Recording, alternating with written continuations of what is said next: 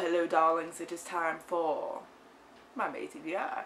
Alright, first up, I know you guys have probably already seen the multitude of videos and posts, and well, there haven't been that many posts, but videos we are doing together with Leanne over at Leanne's Library. I am doing the Red Rising read-along, so this month we are doing Red Rising, so I'll be reading that again, and you can follow along on Twitter and in the Goodreads group. Yay! Then there is Wake of Vultures by Lila Bowen. Wake of Vultures is kind of like the supernatural book that takes place in a Wild West setting, but the main character, Nettie Lonesome, is a African-American person. I think she was a slave in the desert, and she kind of gets attacked and wakes up to like seeing like these supernatural things around her. She's awakened to this world that she didn't know was there, but it's set in like a Wild West setting, and she's supposed to be pretty badass, so I was excited for that. I'm not sure if that's YA or adult actually. Then I have Fury Born by Claire Legrand. This book comes out May 22nd. I got this arc in a fair loot box in like January or December or something like that. Actually, it's probably like August last year. I don't fucking know. It's been a while. I need to read it. I've heard lovely things about it. I hate this cover. I want the pretty red one that looks like this. But yeah, I will be reading this one because everybody keeps telling me, you need to read it, you need to read it. I'm like, alright. And they're like, you need to read it. I'm like, alright. Like, you need to read it. Okay! So I'm gonna read it. And we have, I don't know what that one's about though. Then we have My Lady's Choosing, which is an interactive romance novel. It is by Katie Curran and Larissa Zagaris. This is an arc that Bethany from Beautifully Bookish Bethany sent to me quite a while back. And that was in my horrible reading slump from hell. This book actually came out April 3rd, but she sent it to me well before that. It is an historical romance novel, but it's interactive. Do you remember those books when you were kids where you could kind of like go through the story and it'll say if you pick option A, turn to page this, if you pick option B, turn to page this?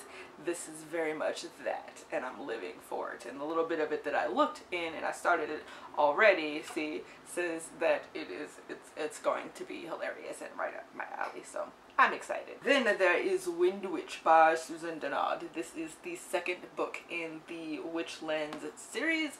The first one being Truth Witch, which I am reading along with Bethany from Beautifully Bookish Bethany and a bunch of other people because she is hosting a read-along for the entire series, darling. And I just now finished Truth Witch late as hell. Supposed to finish in the month of April, but now I can participate better because I'll be on time with everybody else. Yeah.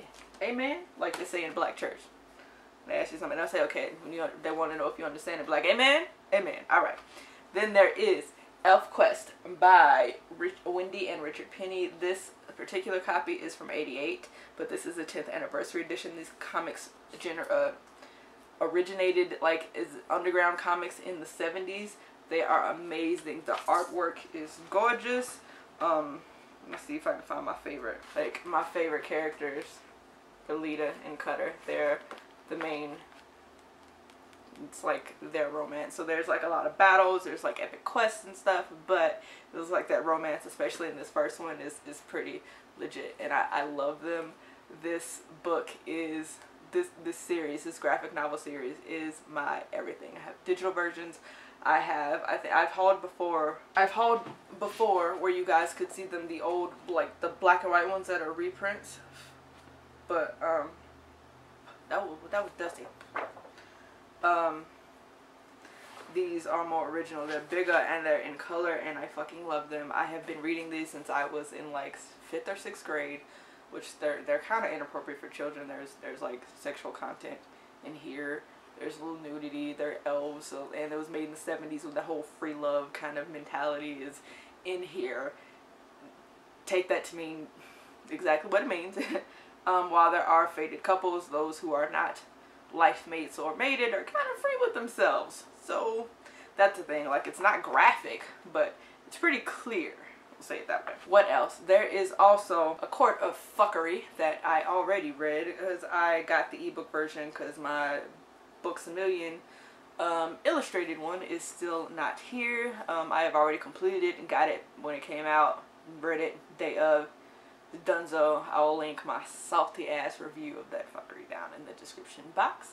There is also I think it's Reign of Earth, or Reign of the this book that I have actually, I think, had the ebook for quite a while, and I went to get it again because Bethany from Beautiful Bookish Bethany read it and had amazing things to say about it, and I was like, ooh, I want that, and it was already on my Kindle, and I just forgot I had it. So that's the thing. I think that is all the books. No, it's not. Dragon Bark by Sherilyn Kenyon, which is book 27, I think, in the Dark Hunter verse.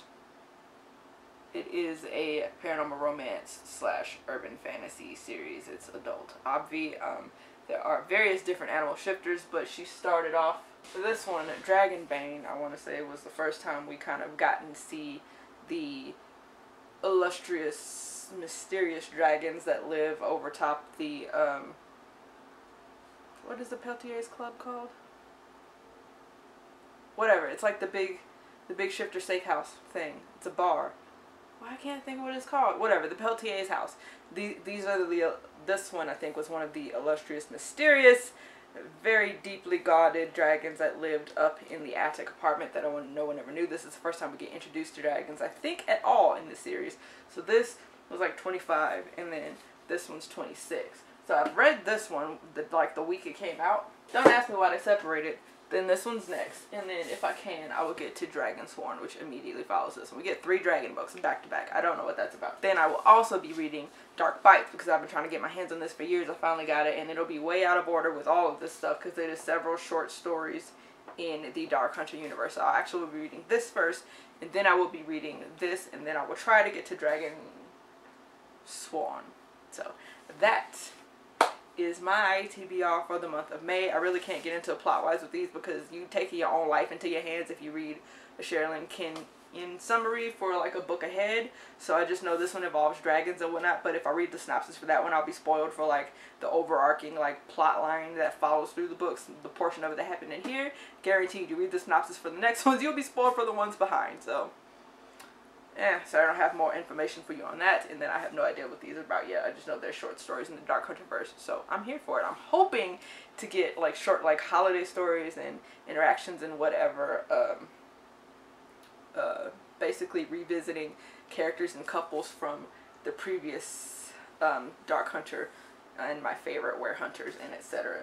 But I'm expecting it to not be like a quart of frosting cupcakes or fuckery and frosted, whatever the hell that book is called. So that is my complete now TBR for the month of May. Thank you for watching, lovely peoples. I will catch you all later. Bye.